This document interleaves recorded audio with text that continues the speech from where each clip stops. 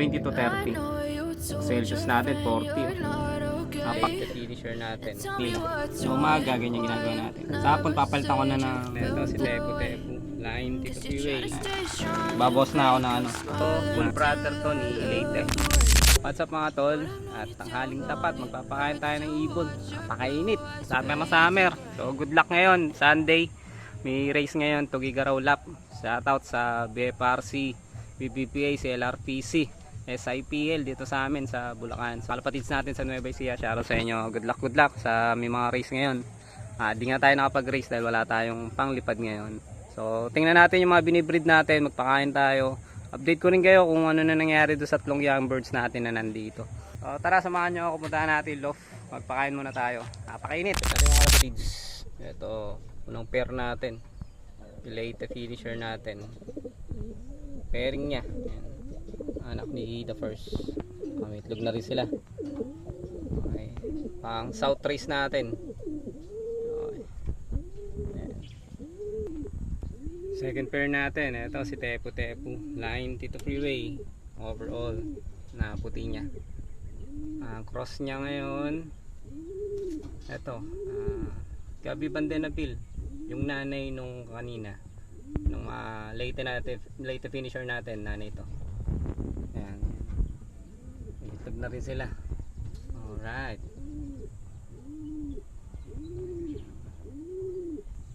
Third pairing natin, ito, half sister nung Leyte natin, kapatid niya sa ama. Vandenbroek to, Hilda. Freeway din yan, dito freeway. Tapos full brother ni the first. Ayan. So outcross pa din, outcross tayo. Bali ang ginawa nating breeding, ito si Leyte natin, Leyte finisher natin. At halos may mga pasok ng linyada nila yung Beckert yung sa tatay niya. Ganun yung ginawa natin. Tapos ito yung nanay niya. So in-outcross naman natin to sa puti ni Tito Freeway, yung kay Louis Chu line. So ito Gabi Bandenabil to, yung hen na to. Okay, bali finisher ko sa ng Santa Ana, Cagayan nung ni-race ko siya. Tapos kinos ko siya kay Colleen, yung Beckert ko. So yun nga, nag-produce sila ng ng Leyte finisher. Okay. At ito naman, kapatid din to ni Leyte kanina, yung mga finisher natin ng Leyte. Kapatid niya sa tatay. Si Colleen, yung Beckert ko, halos ganito kulay, kakulay niya. So ito nakakuha nung Beckert na itsura. Ayan, white flight si Colleen, yung Beckert natin. So halos may mga pasok ng linyada nila nung sa tatay niya. Yun yung subukan natin ngayon south. Sana maganda maging lipat. At eto namang isang to, full brother to ni Leyte. Bali ano to, first clutch. Etong ibon na to, kuya niya to. Hindi natin to nailipad nung race nila. So ngayon nakapahinga muna siya, stock. So next year susubukan natin to. Or baka yung pang breed natin ng summer, subukan natin siya, hanapan natin ng pairing. Okay, so ano din to, barako din to. Yan, ganyan yung mga itsura nila, mga medium size lang, tas may mga white flight. Eto nakuha niya yung eyelid, yan, madilaw na makapal. Tapos yan, pearl eye. Mga pearl eye sila magkapatid, yung tatay nila pearl eye. Okay, yan yung mga ibon natin dito. Ito naman, stock bird din natin to. Ano to? Egayap cross Jaime Lim.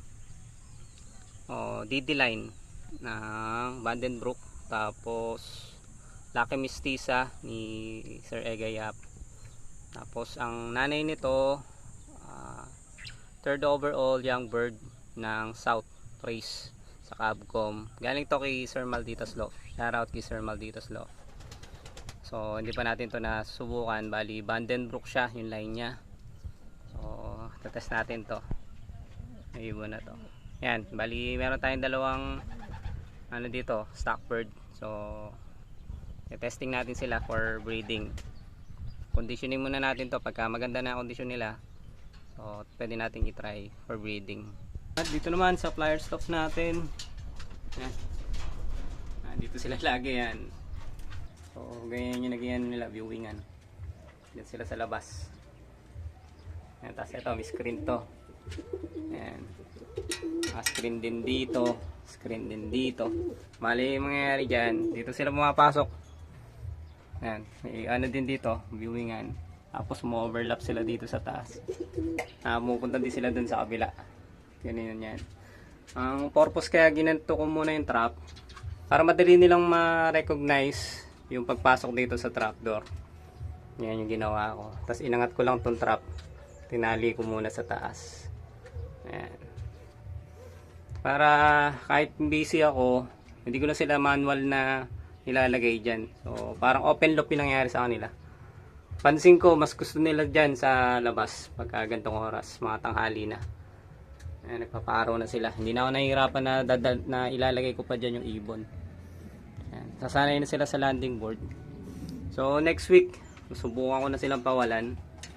Mga ano na to, 2 to 3 months old. Almost pa 3 months na sila. Ayan. So okay, ayan yung ibon natin. Kaya lang napakainit ng panahon mga kalapatids. So ngayon, ito yung ano natin, humidity 30. So ang dapat ang humidity natin 55 to 65 dapat. Tapos ang Celsius natin almost 25 to 35, halos ganun lang. O 20 to 30. Celsius natin 40 oh. Napakainit mga kalapatids. Kaya in case na swertein tayo, ang gagawin ko, papalitan ko to ng cement board o kaya dodoblehan ko ng plywood para yung init. Tapos maglalagay ako ng exhaust. Mainit eh. Ito yung gagawin natin sa loft natin. Tapos ito gagawin ko na rin to na screen. Close kasi masyado. Ito din. Tatanggalin ko to. Itong harang na to. Lalagyan din natin ng vents para dire-diretso yung hangin. Ayun yung napansin ko pagka summer. Masyadong mainit. Nasa 40. Dapat 30 lang halos eh. So ayun, ito yung purpose nito mga kalapatids. Kaya naglagay ako nito para ma-monitor ko. Manipis din masyado yung hangin. Dapat dito lang humidity. Okay. At yun yung update natin dito sa loft natin mga kalapatids. Bali ganyan panahon. Ayan, magpapakain tayo. Bibigay ako ng electrolytes pagka mainit para makabawi yung katawan nila tsaka vitamins. As breeder mix, papakain na tayo. At yan, pagka gantong panahon, yan, may oregano pa dito. Lagi silang may mga ano dito, oregano tsaka daon ng malunggay. Sinasanay na natin sila. Organic. Maganda nagiging resulta sa mga ibon natin pag may ganyan sila. Bibigay tayo ng electrolytes pagka mainit yung panahon. Kasi stress din sila pagka mainit. So ito yung pambawi nila. Sa umaga ganyan ginagawa natin. Sa hapon papalitan ko na ng tubig. Tapos ayan din, breeder mix. Tsaka ayan, haluan ko ng pellets pagka mga young bird pa lang.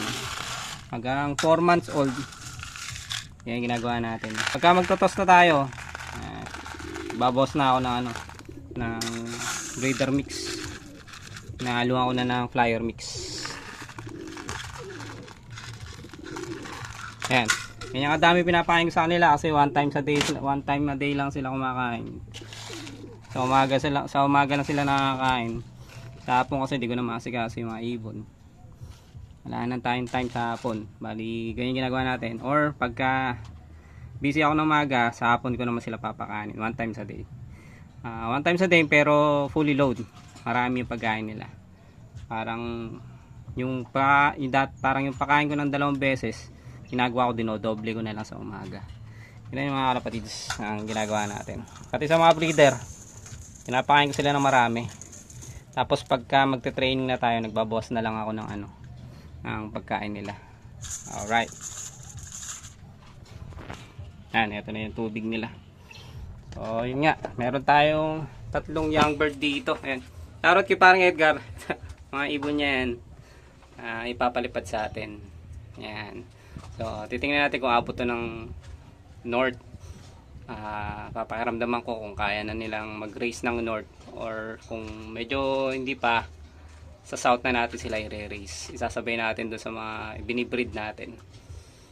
Okay. So, good luck sa tatlong YB. Parang Edgar. Yan. Parang Edgar, ito na yung mga YB natin. Naka-viewing na sila. So, abangan natin next week. Subukan ko na sila na i-open loft. Baka wala na natin sila. So, sana sa ginawa natin na to, ganito kasi ginagawa ko pagka nagtuturo ako ng YB. Ganyan lang, naka-open lang yung trap ko. So next week update ulit kayo, pawalan natin tong tatlo na to. Okay.